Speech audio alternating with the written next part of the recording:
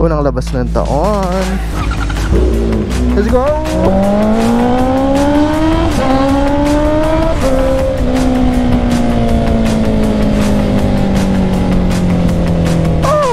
So nag-ride ako last time at hindi ko ma-under yung quick shifter ko, kaya hindi ako nakapag-vlog ng maayos.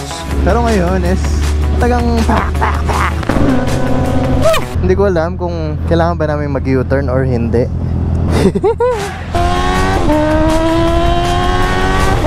Ano yung nangyari dun sa quick shifter natin? See you! What you? Unang labas ng taon. Hindi, actually pangalawa. Pero yung unang labas ko ng taon is hindi ako nakapag-vlog ng maayos eh. Hindi ko nga alam kung marunong pa akong mag-vlog. Yawn! Sama ko nga pala si kuya. Meron lang tayong pipick upin kasi meron akong quad lock pero wala akong case para sa quad lock. Actually quad lock siya na mali yung pagka-mount. So kailangan ko pang ayusin. Nakasagabal kasi ito eh, yung switch siya no? So hindi ko na ito mahiga. Biyahe muna tayo. Let's go!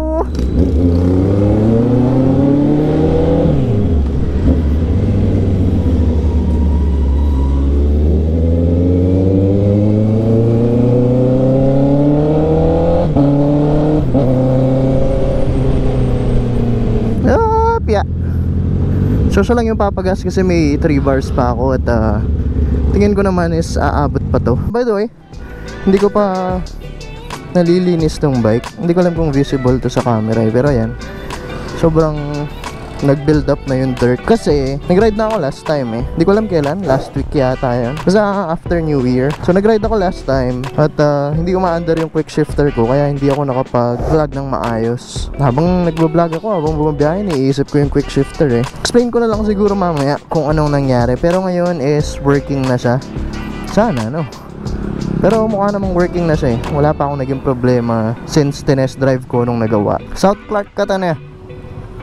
Panayan tayo Ivan. So si Ivan kasi saktong paalis pa lang kami, kakagising niya lang daw at sabi niya ingat kayo. Hindi, hihintayin ka namin. Sinabi ko sa kanya paalis na kami para maligo na siya, mag-ayos-ayos na siya. And then for sure late na siya, so magkaka-oras tayo para i-explain natin yung quick fix kumbaga.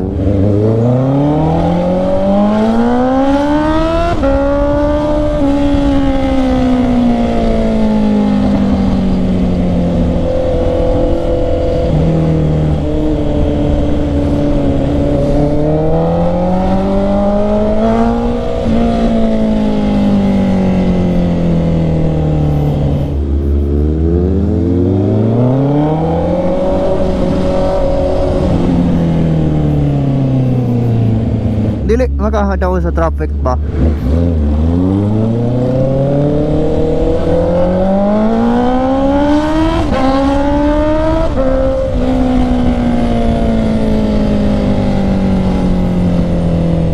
Nakakamiss yung quick shifter. Kasi buong biyahe talaga, hindi siya umandar. Pero ngayon is talagang pak. Kaya sobrang smooth na ng shifting natin eh.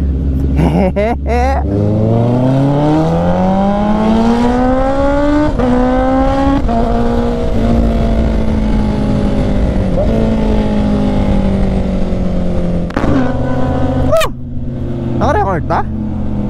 Sana nakuha ano? Nakakamiss mag-vlog ah. Halos 1 month din akong hindi nagva-vlog ah. 1 month ba?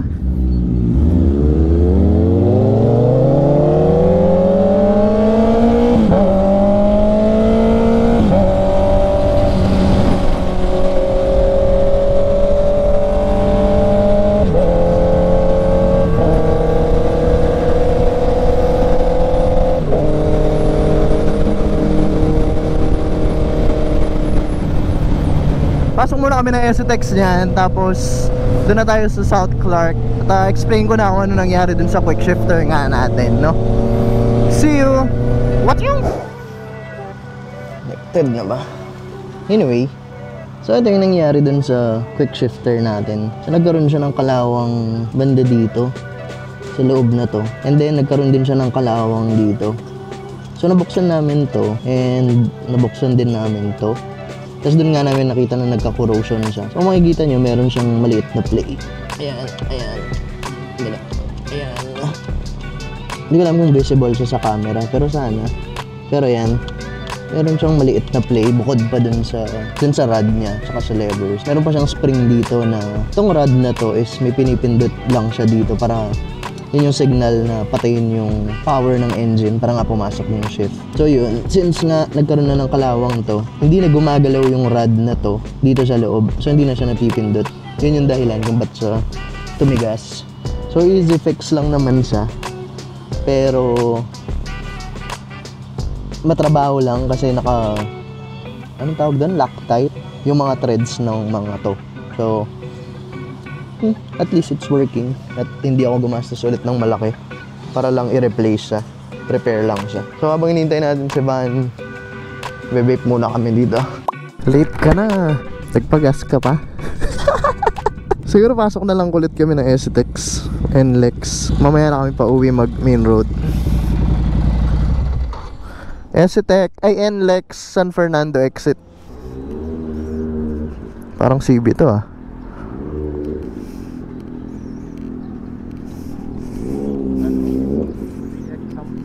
Ano siya?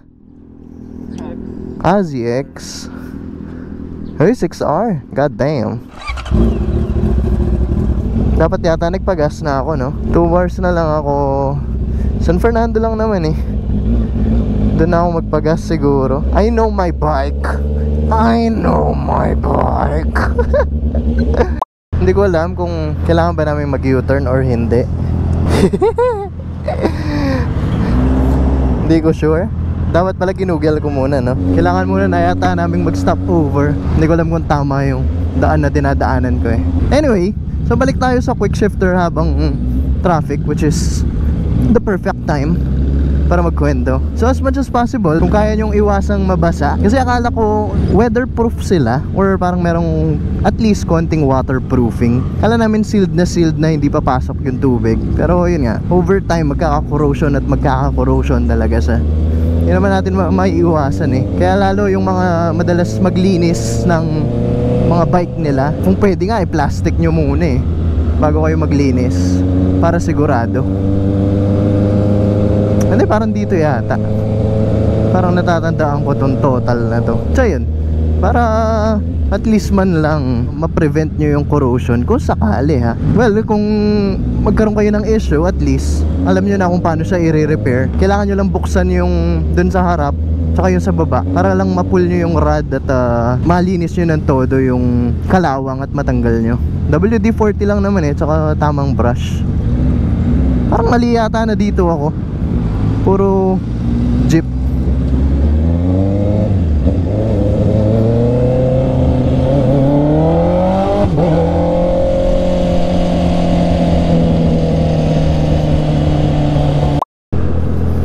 So touchdown Mec Central.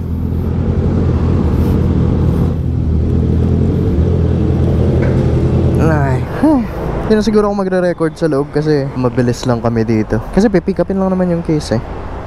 Ang hindi ko sure yung pauwi. Hindi ko sure yung pauwi. Paano yung pauwi ng Angeles? Yun ba? Kakaliwa tayo doon? Diba? Stoplight nag-left tayo. Oo. Uwi ng Angeles diretso lang. So sa stoplight mamaya magle-left tayo. Oo. Okay. Nakakuha na ako ng case, na-try ko na rin siya. Pero yun nga, yung mounting kasi nito is dapat nakahiga pa siya, which is andito. Kaso nga ito tumatama, di ba? Mamaya ako na siya ayusin.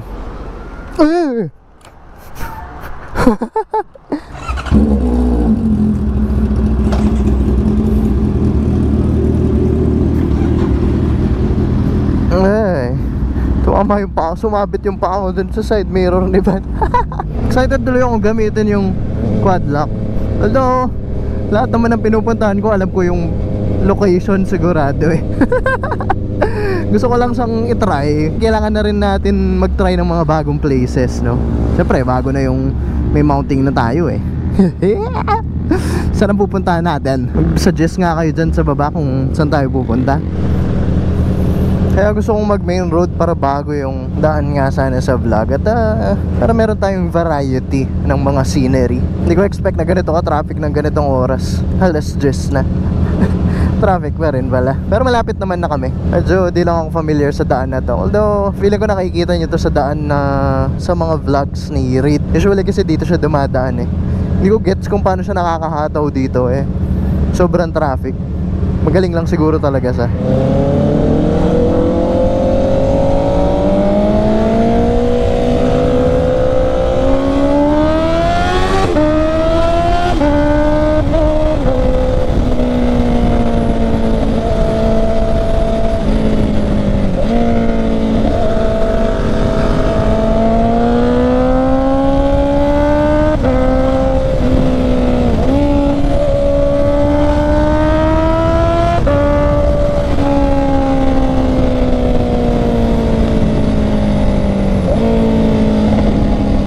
Hindi namin makita yung kakainan namin. Hindi namin alam kung nasan sa located.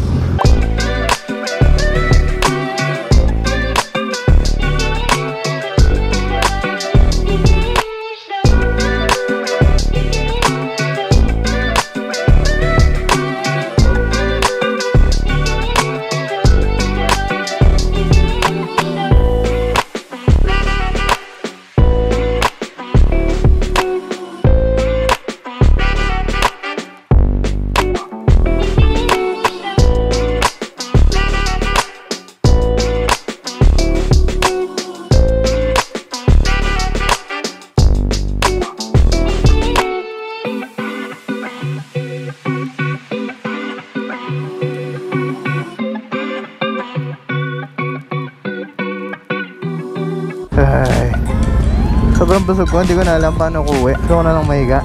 Natamad na ako. Dito ko natapusin siguro yung vlog.